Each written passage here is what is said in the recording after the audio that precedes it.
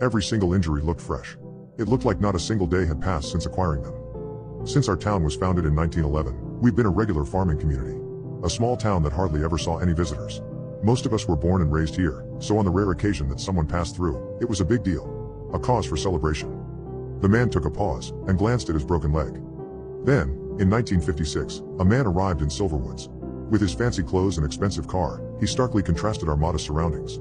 He didn't visit for business, nor did he look to settle down in the region. All he wanted was to spend a year with us. At the end of his visit, he promised us a gift never to be forgotten. As he finished the sentence, I heard faint screams coming from outside. They sounded horribly hoarse and emitted a clear message of agony. The man never said much.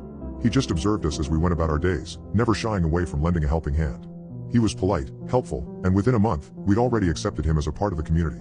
Still, he always wore that damn suit and never seemed affected by anything around him. No matter the situation, he was calm and looked in pristine shape. The screams got louder. Amid them, I could hear faint begs for mercy. Then, once his year in Silverwoods had ended, he asked us a simple question. "What was it?" I asked. "Do you want to live forever?" He paused and sighed. The screams in the background felt ever more present, as if they knew I was there. At first, we laughed at the suggestion. Death wasn't an enemy, but we didn't hold it as a friend either. After a lengthy discussion, it all came down to a vote. I guess the outcome is clear. I stepped over to the window and tried to figure out where the screaming was coming from.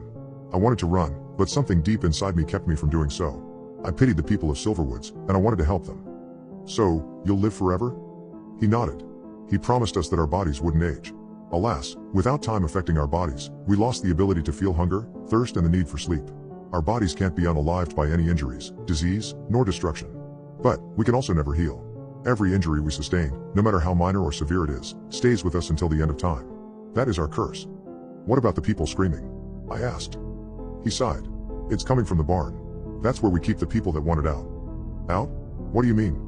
"Some people got the idea that they could elude our curse by destroying their own hearts. Others attempted to crush their heads. But, they were all wrong. They can't die, they're not allowed to. How can I help you? Is there any way to stop this?" I asked. Then, he laughed. It wasn't a cheerful laugh, but one filled with malice. "Stop it? We don't want it to stop," he said. 10 years ago, that same man returned to our town. He hadn't aged a day, and still smiled cheerfully as he greeted us. He offered us death, release from our horrific lives. "Why didn't you accept it?" He paused, his smile vanishing from his face. "Because, he told us what happens to us after we die. And I can promise you, it's a far darker fate than the one we've been condemned